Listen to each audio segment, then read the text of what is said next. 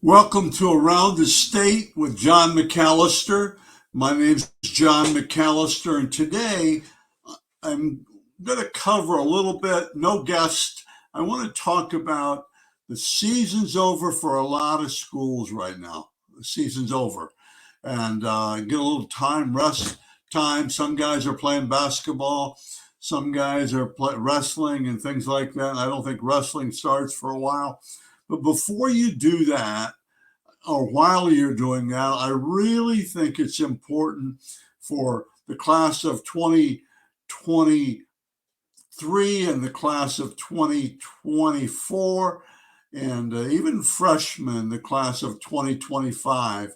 I think it's important that you start getting organized to get information out there. I'm going to spend a few minutes today just trying to get into the mind of college recruiters, college evaluators, and just what's going through their mind, and maybe how I can help you.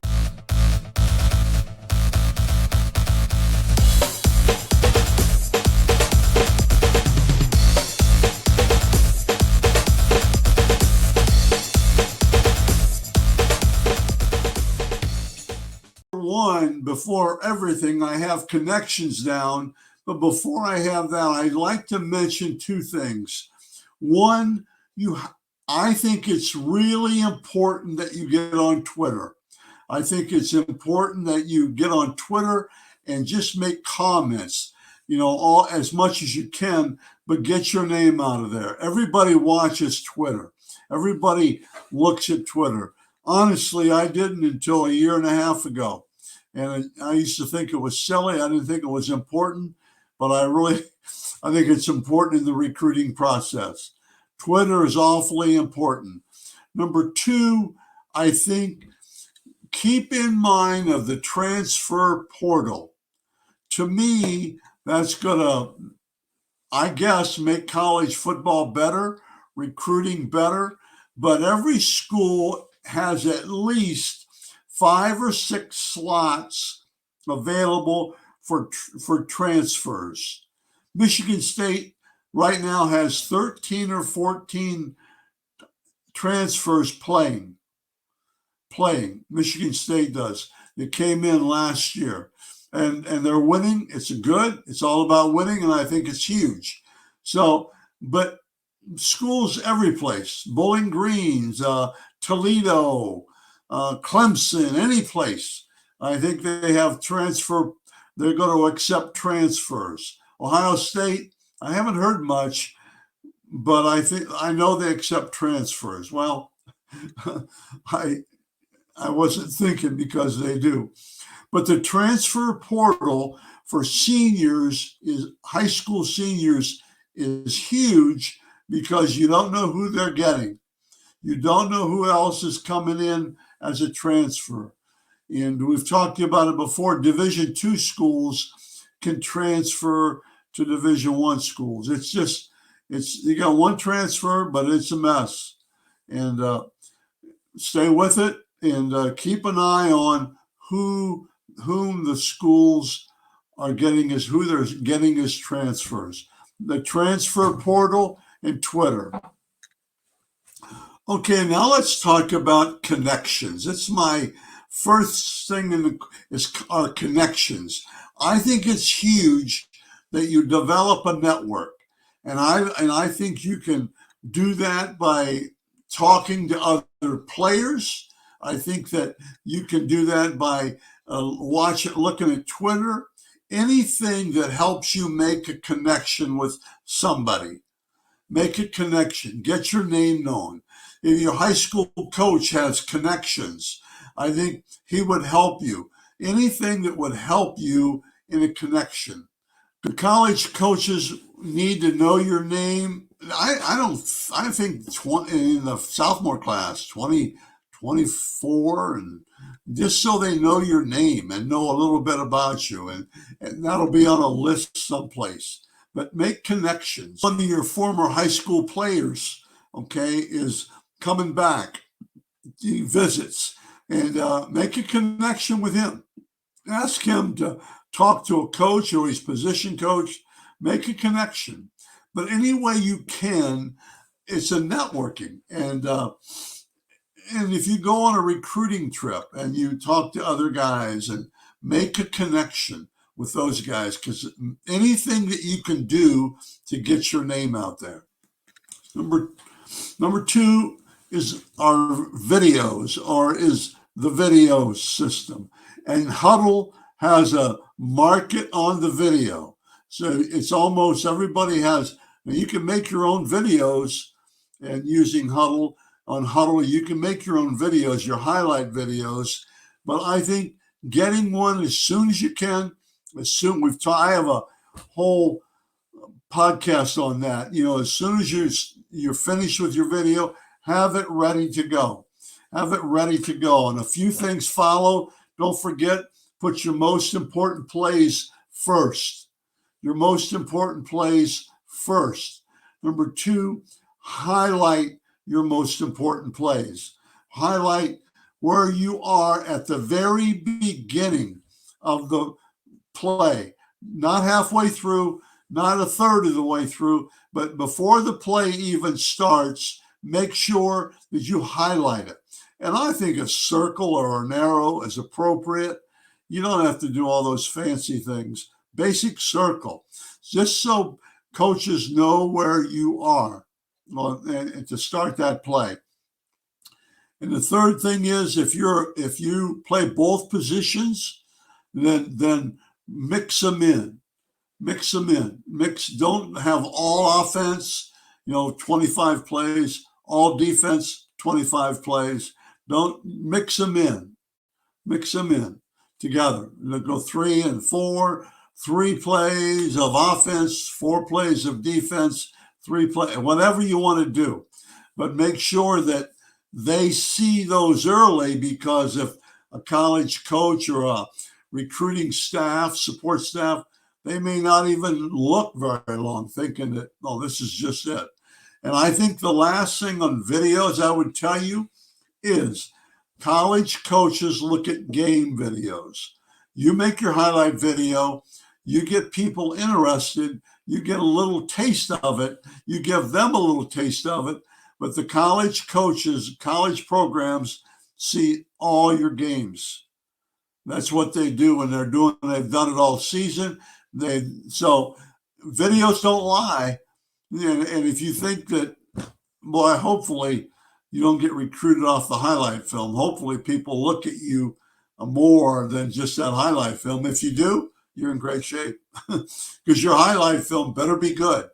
It better be good. Don't be on the ground. Don't be late hits. Don't be fumbling the football. Don't be throwing interceptions or anything like that. Okay. Now, I think that's really important. The videos, and everybody looks at them. And if you want to I joke about this, if you want to make a keepsake for your family and stuff like that, you can do all the video you want. You can put bells on it. You can put stars. You can put all that. But if you want to just use a regular video, highlight video, HUDL highlight video for colleges, just do the plays. 23, 25 plays, 30, definitely max. And just enough that you can whet a person's appetite. I really think that everybody needs to see you run. Everybody needs to see if you can run. All the coaches want to see offensive linemen if you can get up and down the line of scrimmage, if you can move your feet, if you can bend, but run downfield. Move your feet, run on pass protection. Wide receivers, got to see you run. Running backs, got to see you run. Quarterbacks, got to see you run and maybe escape. You don't have to be a quarterback. You don't have to be a 4-5 guy, and you don't have to break one but you have to run well enough to show some escapability, avoiding the pass rush, avoiding getting hit in a sack. But speed is huge.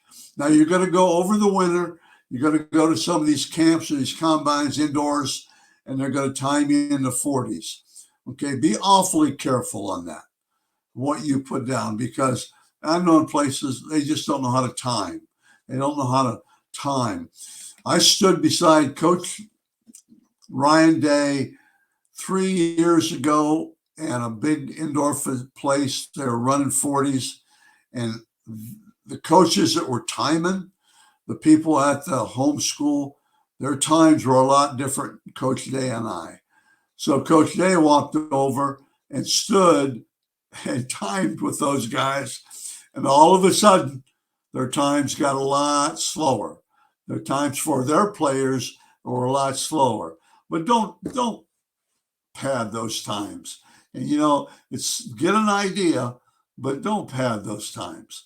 And for heaven's sakes, don't blow about it, because it's not going to be true. Then you're just going to have coaches upset, college coaches upset with you for doing that. So speed is huge, and you can tell if guys are fast on video or not, if they can run. I had a guy, he's a senior. His coach sent me a highlight tape last week, said, John, tell me about it. Well, he was 300 and some pounds, and he couldn't run. And I don't think you can play, at any level if you can't run fast. Offensive lineman, I think you have to be in the 5'6", 5'5". Now, you never run 40 yards down the field when it means something, but still the 40-yard dash gives me an idea of what you can do. Speed is important. When you're getting ready, speed, we talked about video. The first thing physically, you just have to be able to run. The next thing to talk about is athleticism. Are you athletic? Can you move your feet? Can you balance? Do you have good balance as a running back? Can you move your feet, offensive lineman? Can you bend? Do you have good balance? Are you a knee bender? Can you lock out? Can you change direction? Can you block inside? Can you gap block inside?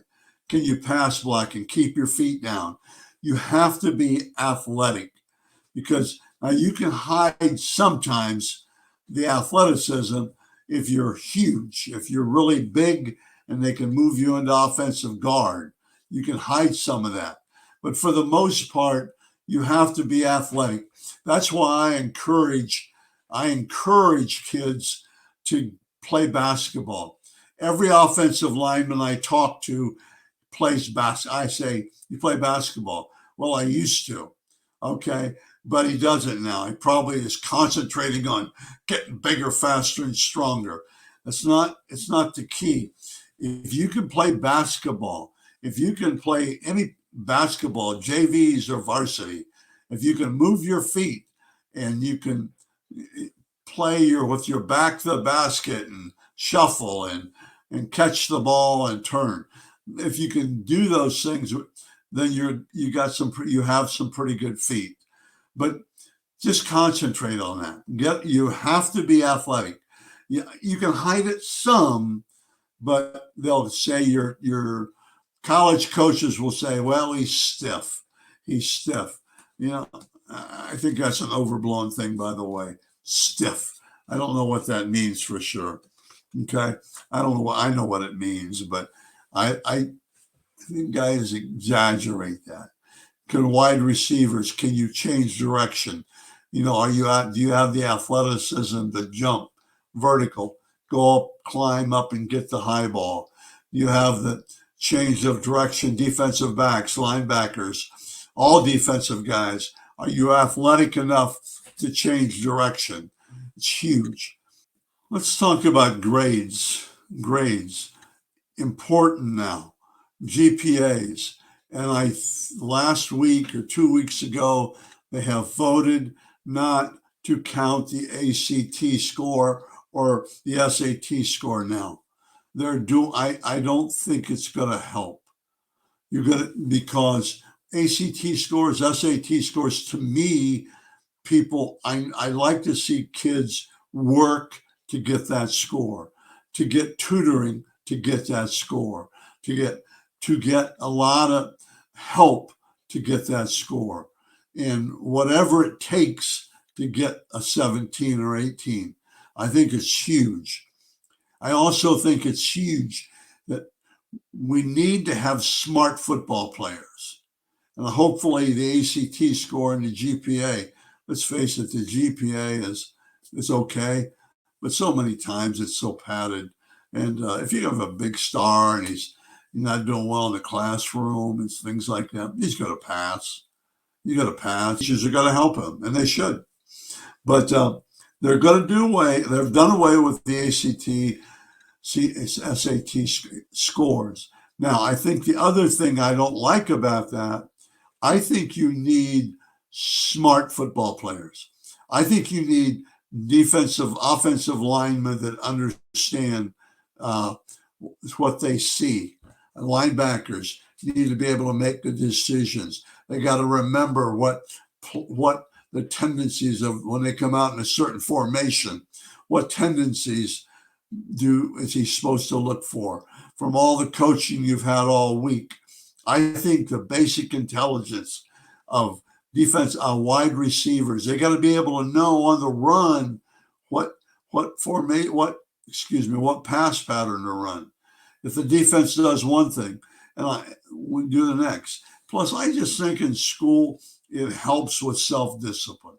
I think it helps kids work towards something, get better grades, be better characters, and I think that's huge. I think it's really, really important to do. So I'm sorry, I missed one.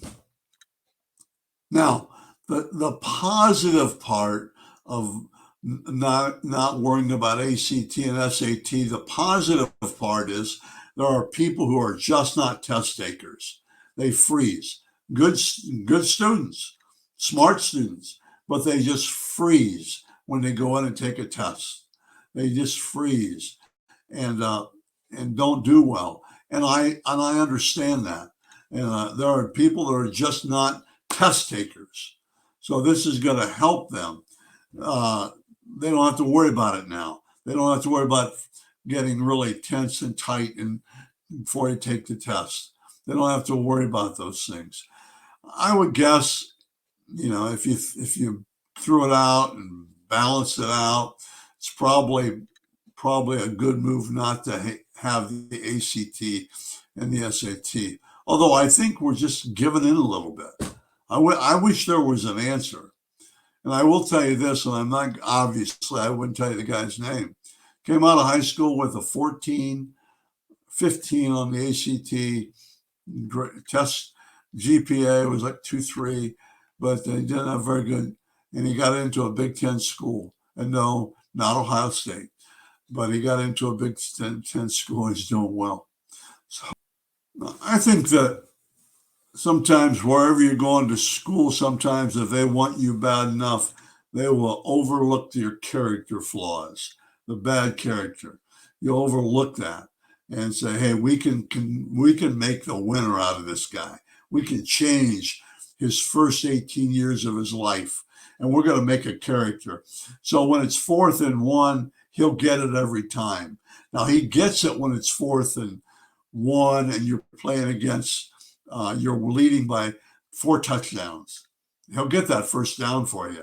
But with his character, his toughness, and his drive, if it's 4th and 1 and you're down by 5 points and a touchdown, he's going to get that. But I worry that bad character guys aren't going to get that. They're not going to get that. And I think his character is huge.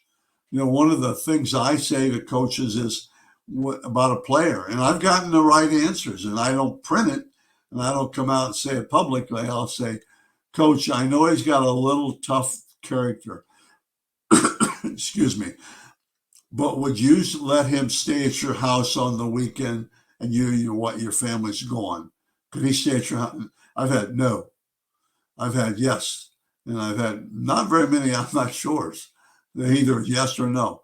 And it's funny how you get that. It's funny how High school coaches will respond to me to ask that question. Now, I don't, obviously, you know me well enough. I don't publicize that stuff. I just say be careful because I don't think it's fair. But I do look at it, and when I see the kid, and I'm wondering just how bad he is. And then sometimes it helps me because I won't. It helps me how I approach the athlete. So characters, it's tough, but it's tough, and the way we're lowering the standards and things like that, I don't know where that'll be anymore. But most guys think they can change them. They can change them, and I don't know if you can. The last thing we'll talk about today is size. Size. I get these things all the time about, you know, he's six. I get things from kids 6 foot, 270 pounds, and they're an offensive lineman. Well, first of all, I think that's scary because they're going to worry about you exploding. They're going to worry about you just getting heavier. Go 270 your senior year and 340. There's a running back right now. Man, he's really tough. He's 5'11", 5'10", really tough. But he weighs like 235. Okay, 235. What will he be his junior year of college? Will he be 255, 5, or will he be 225, lost weight, redefined his body, whatever? What will he be? And I think it's so hard to really push that and evaluate those guys when they're that heavy. And the other thing I'll get is like, okay, I've got an offensive lineman, 6'1", 210. But he hits like a freight train. Man, he is strong, he's tough, and he's that size. He's playing center or guard. Well, I know this sounds silly. I don't know if he can play Division I or maybe not Division II, but could he be a long snapper? Could you teach him how to long snap? And there's a market for those guys, long snappers. That's size, especially. You might want them a little bit bigger, but you can't hit them. But they got to be able to snap the football. Size is huge. Quarterbacks, unless you're special, unless you can run fast, if you're not 6 foot, 6'1", that's the cutoff point, really. And that's the cutoff point. 6'3", 6'2", 6'4", that's where they want you. If you're an offensive lineman, if you're under 6'5", you're probably going to go move inside regardless. And it's just the way it is. But size is huge, huge. And I feel bad when you talk to receivers and, you can put a slot where you can hide a couple of 5'9" guys, slot guys, maybe a super, super fast 5'8" guy. But, and I know it's tough on people, but size is huge. It's really, really important. Those are important things. I do have a few more, but hopefully maybe the next edition of Around the State, I'll be able to get those up. But these are things I think are really things you have to consider when you're talking about recruiting now, starting tomorrow. And today's what, the 12th or the 15th or something like that, 14th. Tomorrow, when you start in the recruiting process, these are things to keep a mind on, especially the connections one, which people don't talk about very much, but get a connection. Well, thank you. Thank you for watching Around the State with John McAllister. I appreciate it. And hope the recruiting process goes well. Thank you.